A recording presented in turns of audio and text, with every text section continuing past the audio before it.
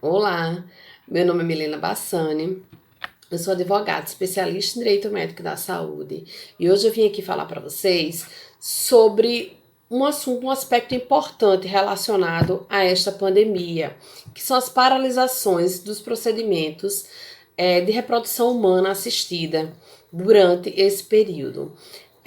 Sabemos que, em virtude de inúmeras incertezas que estão aflorando nesse momento sobre os efeitos do Covid-19, né, que é a doença que surge do vírus SARS-CoV-2, durante uma gestação, principalmente quando a gente fala do primeiro trimestre da gestação, que é um período bem delicado, né?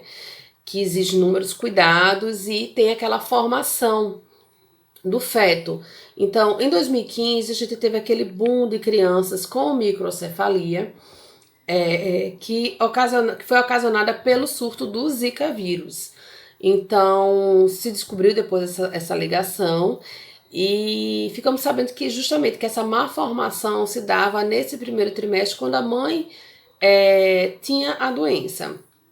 Então, a Anvisa, nossa vigilância sanitária, né, a Agência Nacional de Vigilância Sanitária, ela, junto também com as sociedades de reprodução humana assistida e de reprodução humana, SBRA e SBRH, elas entenderam que seria melhor, efetivamente, haver uma pausa. Assim como o mundo todo está parando em decorrência dessa pandemia, o ideal seria que aqueles ciclos não iniciados ainda e que ainda podem aguardar, surgisse essa pausa, certo? Isso não significa dizer, minha gente, em momento algum, que pessoas com 46 anos, que com a idade já mais avançada, 40 anos, que tenham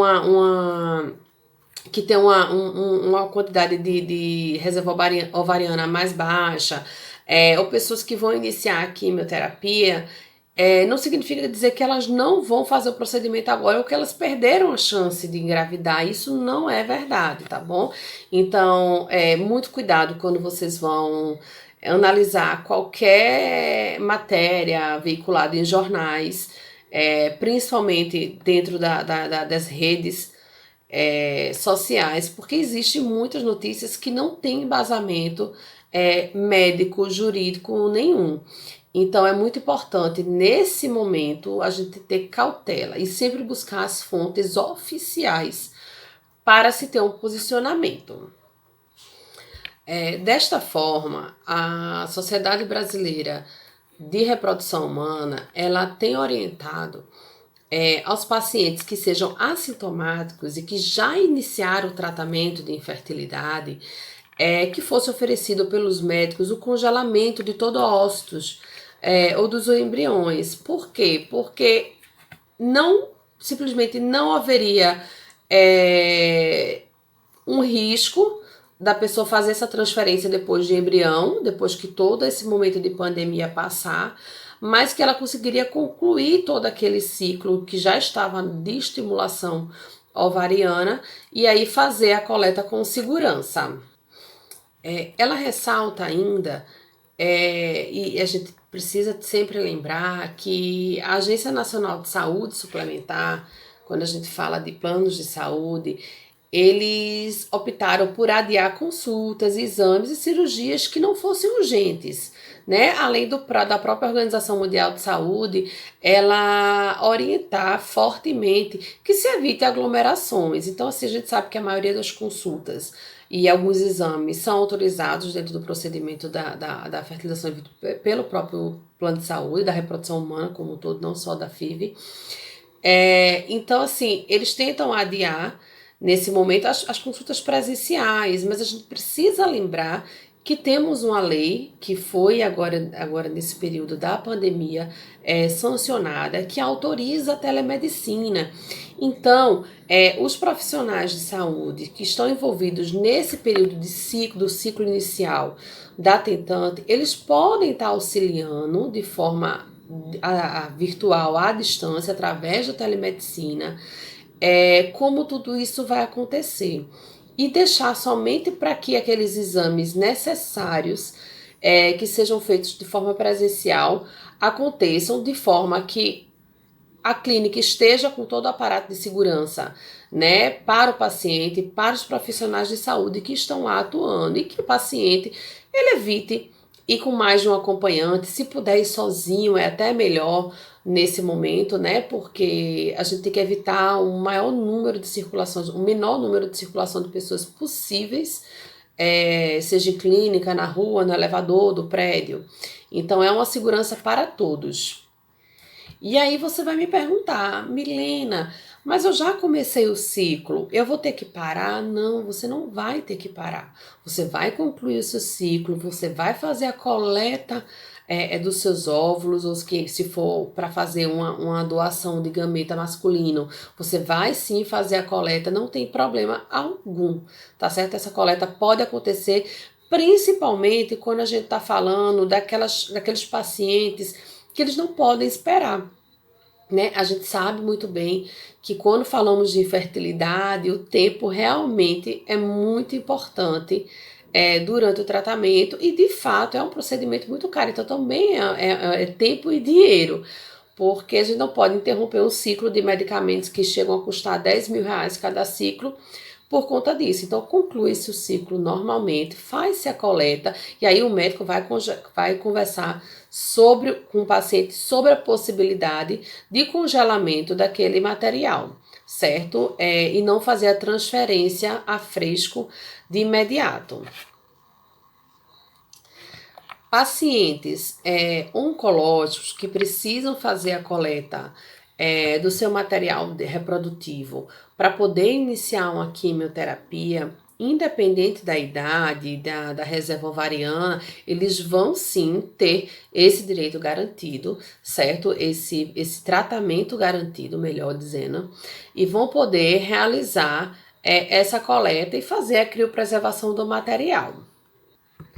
Os demais casos vão ter que ser individualizados através de uma conversa com o médico, com o paciente, tá, gente? Então, é muito importante que essa relação médico-paciente seja sempre embasada na confiança, né? E que ela se dê nesse momento, que é um momento de muita atenção para todos os envolvidos, tanto para a clínica quanto para o paciente, que se construa aí uma base muito sólida para que o paciente se sinta seguro em adiar o seu procedimento, se for a indicação médica, e também para que o médico também esteja seguro de dizer, olha, nós não podemos adiar o seu tratamento agora, então nós vamos ter que fazer a transferência, você vai ter que ter todos os cuidados necessários para evitar um contágio da doença. Então, chegamos também num determinado ponto de que quando a gente fala de doação das células reprodutivas, a gente precisava, a medicina precisava ter um respaldo para garantir que não houvesse contaminação desse material, já que a gente não tem ainda estudos científicos fortes que digam se a doença, o COVID, ele vai ser encontrado ou não em material genético, certo? Então, no dia 3 de abril, a Anvisa emitiu uma nota técnica, a nota técnica número 12 de 2020. Eu vou deixar o link dessa nota técnica aqui na descrição desse vídeo para você clicar. Também vou deixar o link do site da SBRA e da SBRH para que vocês vejam que eles estão sempre acompanhando muito bem o desenvolvimento da doença com relação à reprodução humana, então sempre deixando o site bem atualizado. Então não esqueçam notícias de outros lugares que não sejam Anvisa e os sites da Sociedade de Reprodução. E nessa nota técnica, eles estipularam algumas condições para que a doação fosse possível. Então, aqueles candidatos a doar que tenham retornado de qualquer país nos últimos 30 dias, de qualquer país, ele vai ser considerado inapto a doar durante 30 dias, certo? E desde que ele fique em isolamento nesse período de 30 dias. Ou então aquele candidato à doação que nos últimos 30 dias, aí sim, nos últimos 30 dias, teve contato com pessoas com suspeita, com teste positivo, seja ele laboratorial ou não, então pode ser apenas o exame clínico. Ele não pode também fazer a doação pelo período de 30 dias, desde o seu último contato com essa pessoa, tá bom? E por último, com relação à questão da doação, aquele candidato que ele foi infectado pelo vírus, seja com diagnóstico também, ele frisa muito isso, diagnóstico clínico ou laboratorial, porque a gente sabe que os exames não estão disponíveis para todos ainda. Então, se o médico acredita que ele tinha algum sintoma, ele vai ser considerado um caso provável de diagnóstico de suspeita de Covid, e aí não vai poder fazer a doação por 90 dias depois que ele esteja completamente recuperado. Tá certo? Então, é importante que a gente se atenha a esses requisitos na hora de fazer uma doação. É importante, principalmente, que aquele candidato a doar seja muito claro com o médico, né? Porque ele pode ter tido algum sintoma que não achou importante e aí não falar, e aí a gente pode ter um problema maior lá na frente, certo? E com relação à importação de células reprodutivas, né? Ou então os gametas, seja óvulos ou sêmen. A Anvisa, ela tá proibindo a importação desses gametas de qualquer amostra que tenha sido coletada após o dia 30 de janeiro. Por quê? Porque foi no dia 30 de janeiro que a Organização Mundial de Saúde ela declarou a emergência de saúde pública de importância nacional, internacional. Então foi quando foi declarada oficialmente a nossa pandemia. Eu particularmente, acredito que eles deveriam ter colocado até dezembro, mais ou menos, para a gente ter uma margem aí de sobra, vamos dizer assim, né? Porque quando já estávamos numa pandemia, porque já estava em todo o mundo. Então não tinha como saber ali quem passou ou não, quem teve ou não o sintoma e passou despercebido nesse primeiro momento.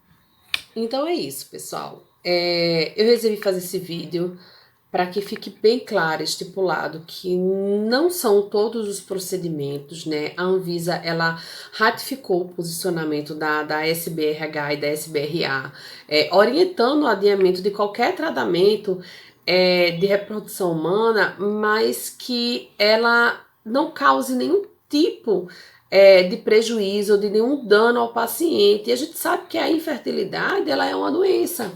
Então, ela precisa ser tratada, mas lógico, se a gente puder adiar, ok, maravilha. Mas são os casos que a gente falou lá atrás, principalmente os casos oncológicos, de baixa reserva ovariana, de idade avançada, eles podem serem realizados nesse momento. Fica a critério do médico, tá bom, gente? Então, só lembrando aqui para vocês, curtam aqui o canal, se inscrevam, curtam o vídeo. Compartilhe com todo mundo essas informações. É muito importante a gente disseminar a informação verdadeira que existe, que vem através de fontes oficiais, tá, joia? A gente pode até discordar, que não é o caso aqui, eu concordo plenamente, mas existem algumas fontes que a gente pode discordar, mas são fontes oficiais e a gente tem que se valer delas nesse momento. A gente precisamos da compreensão de todos. E o mais importante, fique em casa, tá joia? Tchau, tchau, gente, e até o próximo vídeo.